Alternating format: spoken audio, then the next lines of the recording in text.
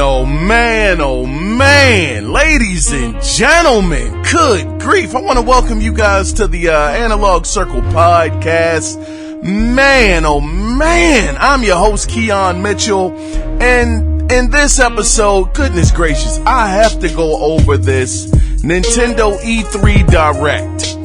This Direct, my goodness. Now, I want to put out there, first and foremost, I like to be as honest as possible with you listeners out there. I'm not a big Nintendo fan. I haven't been a huge Nintendo fan since the Super Nintendo.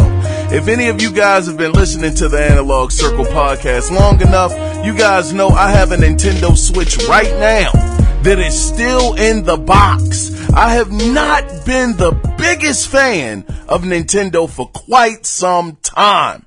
But I must say, my goodness, Nintendo really showed up during this Nintendo Direct E3 special. So let's get into what they showed, man. Now, first off, they showed off Super Smash Brothers, but with that, they didn't just show Super Smash Brothers. They showed that they are merging the characters of Dragon Quest. Dragon Quest characters are making their way over into the Super Smash universe. And not only that, they also made the announcement that Dragon Quest XI is going to be releasing, Dragon Quest XI Echoes of an Elusive Age Definitive Edition is going to be releasing on September 27th, and it will include the complete story. So RPG fans, get ready. This was a huge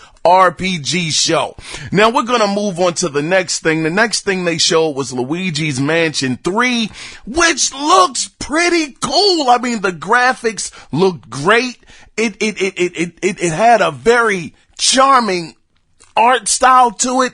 It looks really good. I mean, it's no different than the other Luigi Mansions, but I will say they did add a Luigi GUI version where he's able to traverse through spikes and bars and things of that nature. And you'll also be able to play co-op with your friends in this mode that's called Scare Scraper mode. So that's going to release later on this year. No firm release date, but at least it's coming this year. So here you have it, 2 games already. Well, 3 if you had Super Smash Brothers getting the DLC. 3 games with new content and coming out this year. So after that, they showed the Dark Crystal Age of Resistance Tactics, and that's releasing later this year. I don't know too much about this game at all, but it looks interesting. Looks just like a Final Fantasy Tactics game would look.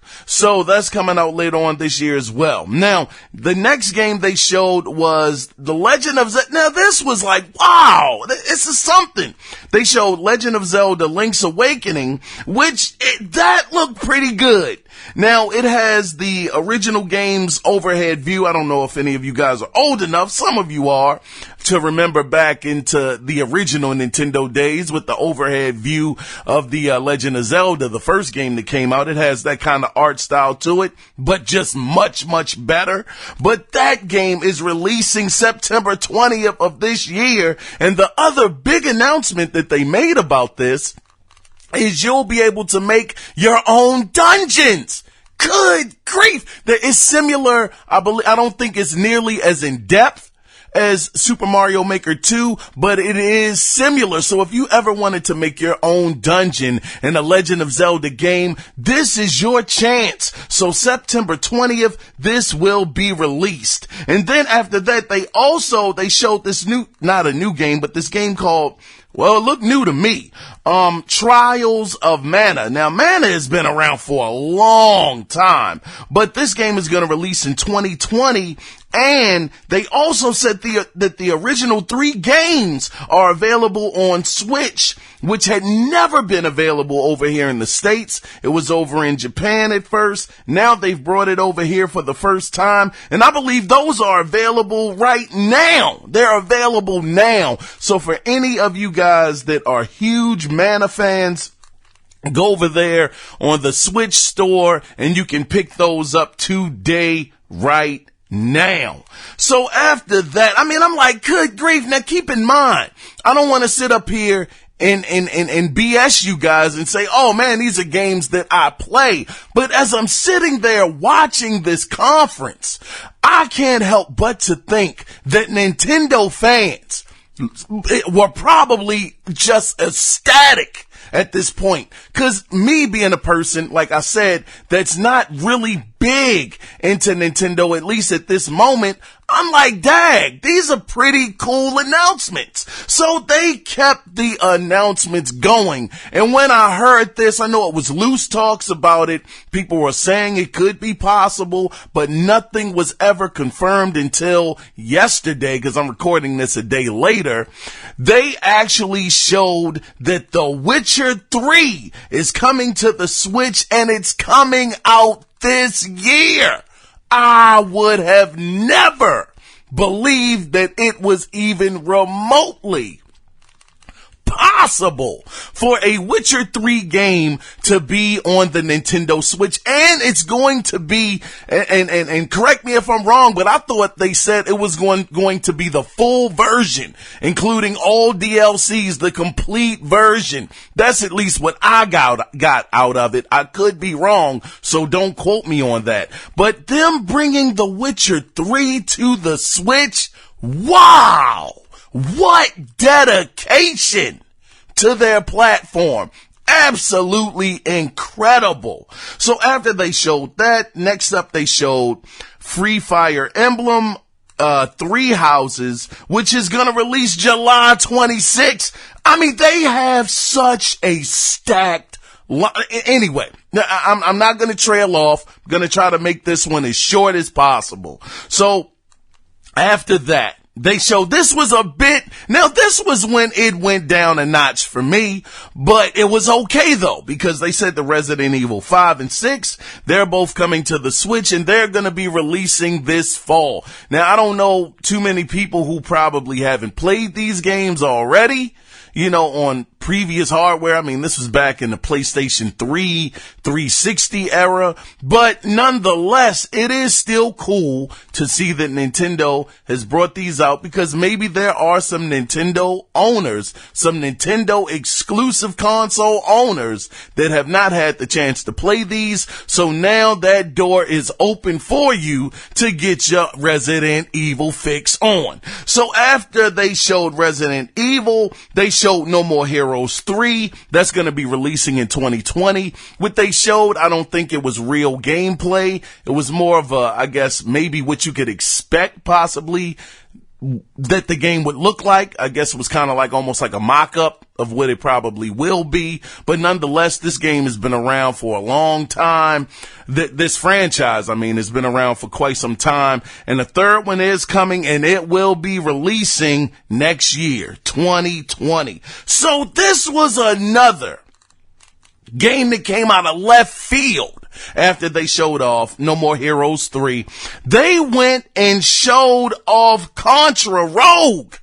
I was just saying we haven't seen a Contra game in I don't know how long. And they talk about this on the stage, not on the stage, but in the direct. Not only did they talk about it, they showed it.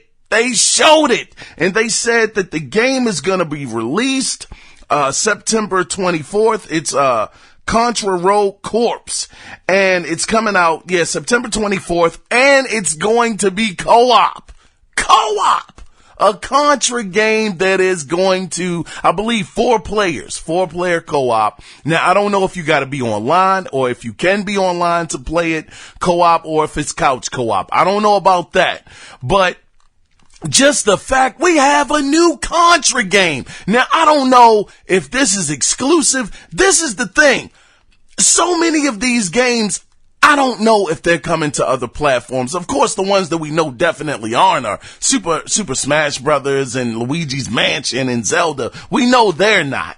But games like this Contra Rogue Corpse, this may be a Switch exclusive.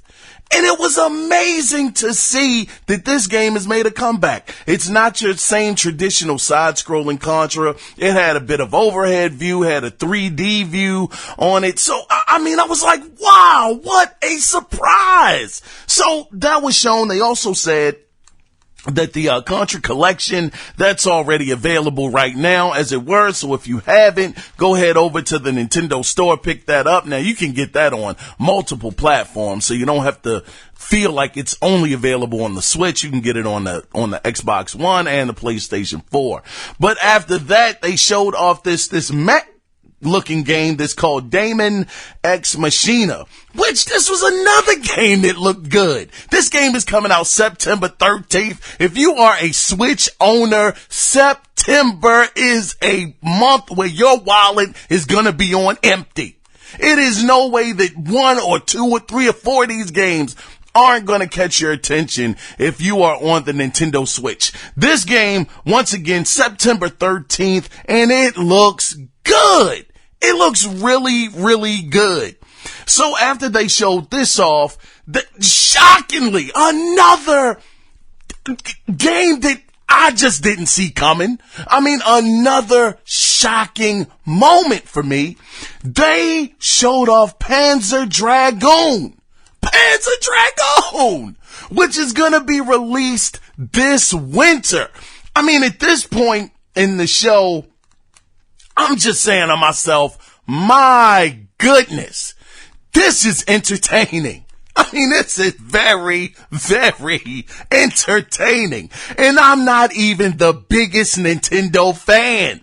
And I'm sitting there really genuinely entertained by this direct so far. So after they showed that, they went on and they showed off, they showed a little bit of it. They went into some Pokemon news where they said that Pokemon Sword and Pokemon Shield will be available on November 15th.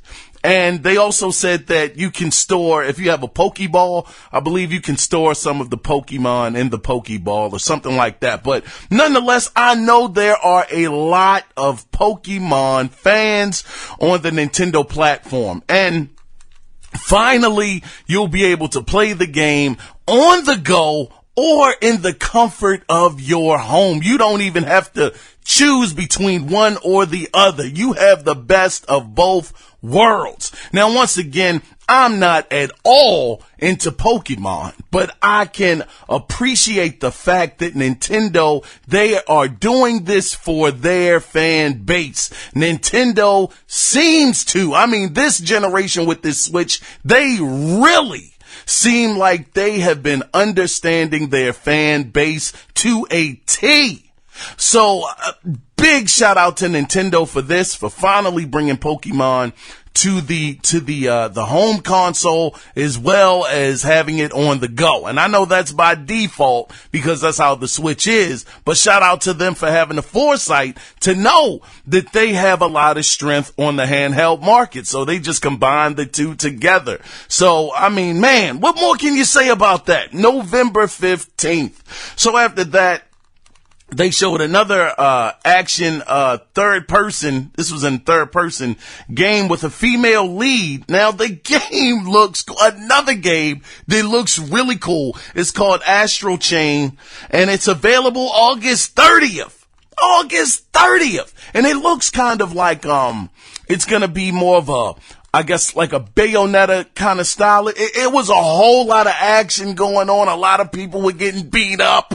A whole lot of people were getting kicked. Bullets were being shot off. It looks so cool, man. I'm sitting there and I'm just like, wow, another amazing game. Now keep in mind, I try to keep up with as much Nintendo news as I can. Anything that pops out at me and it just seems like something that's really dope and I like it, I try to cover it. So some of these games, a lot of these games, at least for me, I didn't see coming. I don't know if the Nintendo fan base may have known of these games that were coming out. I mean, because these were all shockers to me. That was my point of bringing that up. These were shockers to me. So after that, they had showed off, what else did they show? They showed off Empire of Sin. That's coming out in 2020. And it looks like an adult themed, like gangster-esque kind of game, like back in the 1920s or the 1940s. It didn't really have a lot more, shown, but just a couple of clips. And they did say that the gameplay that was being shown, it wasn't finalized. It was still in the development stages, and the art style could possibly change, but nonetheless, this was another new game that I had never heard of that they showed on this direct. So, I mean, good grief, another one. So after that, they showed off Ultimate Alliance 3, The Black Order. Now I want to say I wasn't a Ultimate Alliance fan back on the 360 when it was brand new. I didn't really like the overhead view. Any games with an overhead view, it doesn't really appeal to me. It has to be a really dope game for me to really get into it. But this looked pretty doggone good. I mean, they just kept the train rolling. They kept it. I mean, they just kept momentum in this conference. Now, this game is actually going to be released. I'm all stuttering my word. This game is going to be released on July 19th of this year. And they're going to have, what did I put down here? An expansion pass that's going to be featuring content from Marvel Knights, X-Men, and Fantastic Four. And they'll start rolling those out in the fall. But when I saw this, absolutely fantastic. Just Nintendo, my hat, brother. My hat goes off to this new direction that they're going in. Because, well, let me finish this up first. Let me finish the direct up. So after that, they showed off Cadence of Hyrule, which is I think it kind of falls in the world of necromancer, dancer, or something like that. But the game is going to feature Zelda and, Zelda and Link. Yeah, and that's going to be releasing June 13th. So tomorrow, you got another game that's coming out. So June 13th, this will be released. Now, then they said coming this November, they're going to be having, it's going to be, Sonic, I believe it's Sonic and Mario at the Olympics, or at the Olympics starring Mario and Sonic, something like that. An Olympic game, man, they were skateboarding, man, they were doing gymnastics, they were doing karate in the game. I mean, good grief, I'm not gonna pick it up. I'm not even gonna sit up here and act like, oh man, this is a must buy for me. It's not, but I know that series has been going on for a long time. So people that are fans of it, I'm sure they are eating it up and are very excited to get their hands on that game starting in November. Sometime in November, it'll be released. So after that, they showed off Animal Crossing New Horizon, which that game is going to be available March 20th, 2020. Now, I did hear rumblings that people did think that was going to be released this year, but it got pushed back into 2020, March 20th, which is dope because at least you know when it will be releasing. And there are, once again, a lot of Animal Crossing fans on the Nintendo platform. Once again, it's not my kind of game. It's not something I would be excited about, and I wasn't, but you gotta respect the fact that Nintendo knows their audience, and they're bringing out the games that their audience wants to play. So after they showed that, they showed this sizzle reel. Now this sizzle reel, wow!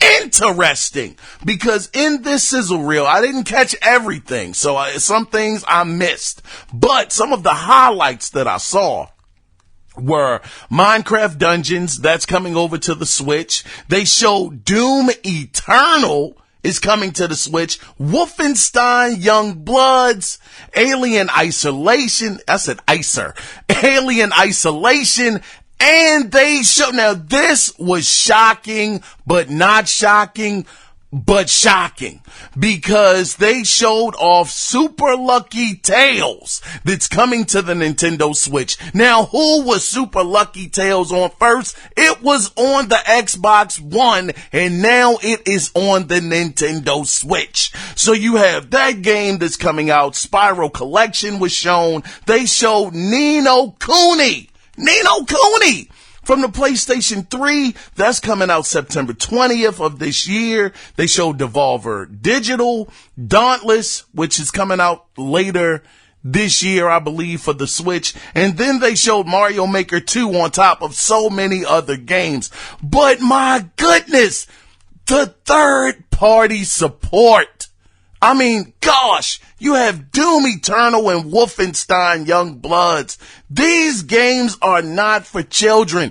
I really love the way that Nintendo, they are, in a sense, they're straddling the line between kids and adults, because they have Mario on their platform, but yet they have a Doom game on the platform. So it is an incredible direction to see Nintendo continue to go in, because I thought maybe they would start with a little bit of steam as far as these more adult-oriented games were concerned, and then they would kind of pull back and be like, no, we're not going to go too far. We're going to just dip our toe in the water just a tinch, and then we're going to back up off of it. No, they are continuing to go down this road. So it is fantastic to see Nintendo do this. So after they showed the sizzle reel, they showed, now this was another huge thing for the Nintendo base. Once again,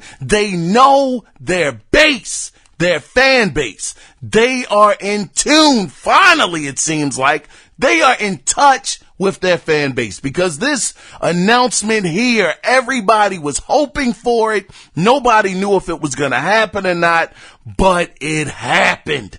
They showed Banjo-Kazooie is coming to Super Smash Bros. Ultimate this fall. Just drop the mic. Just drop the mic. That was something that so many Super Smash Bros. Fans wanted to see. And once again, with this partnership with Microsoft, they were able to pull it off. Absolutely fantastic. Am I a Super Smash Bros. Fan? I am not. But once again, I am looking at it from the standpoint of recognizing that this is what their fan base wanted, and they delivered. That's the only reason why I'm so excited. I saw some things I really genuinely am interested in. But the crazy thing is that when you compare, hold on, let me get something. Hold on real quick. When you compare their last year's E3 conference, well, wait a minute. Let me just finish off the conference before I get into all of that. But to top it off, after they showed off Banjo-Kazooie, I figured that was the end of the direct. That was it. Nothing more needs to be shown. You killed it. This was amazing. They went off and they went one step above the Call of Duty. They showed off the sequel to Breath of the Wild and showed that it is indeed in development, and god dang, this game looks good. It looks like it's going to be a darker story, some just darker elements. It looked good. You could tell they were using the in-game engine, because it looks like Zelda, Breath of the Wild that's already out on the Switch. But it just looks like it's a darker tone. That's what they ended the direct with. Drop the mic. To me, Nintendo wins. You win. I'm backing out. You got it. If you compare, it was just a great show. And to top it off, they did all of this in 40-something minutes. They didn't even take an hour of our time. It was like 42 or 43 minutes. It wasn't even at the 45-minute mark before they finished. And it was just a jam-packed direct of games. That was the wave that they were riding, and it made the direct as a person, and I'm gonna keep on just banging this out over you guys' heads. I'm not a big Nintendo fan. I am not. But as I sat there and I watched this direct, like I said a million times already, they just get their fan base.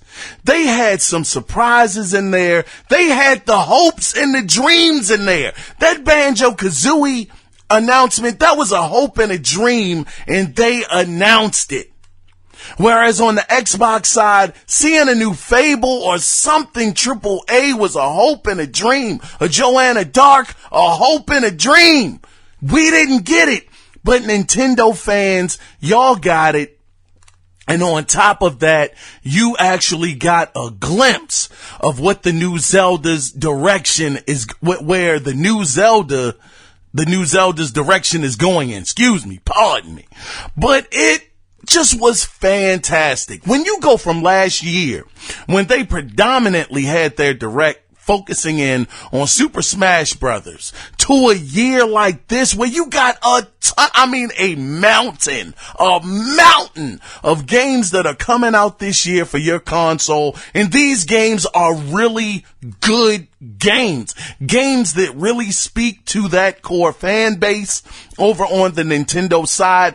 I don't think anyone could say that if you compare their conference to Microsoft's conference, that they didn't have the better conference for their fan base. That is strictly what I am grading this on. Just speaking to your fan base. That is it. Nintendo, I was thoroughly impressed. The only thing I wish they had shown, which would have been a big, huge cherry on top for me personally, would have been if they had showed me something, just something on the new Metroid game. And if they had brought out a Metroid Prime collection, which we had heard was rumored to be happening. If they had done that, it would have been flawless. It was pretty much a darn near flawless show anyway.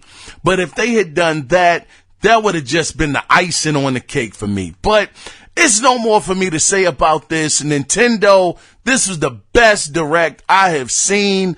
My goodness, this was fantastic. Just shout out to Nintendo for understanding their fan base, giving their fans what they want, and making some of their dreams, their gaming dreams, come true. I never would have thought Banjo-Kazooie would have made it. He made it onto the direct.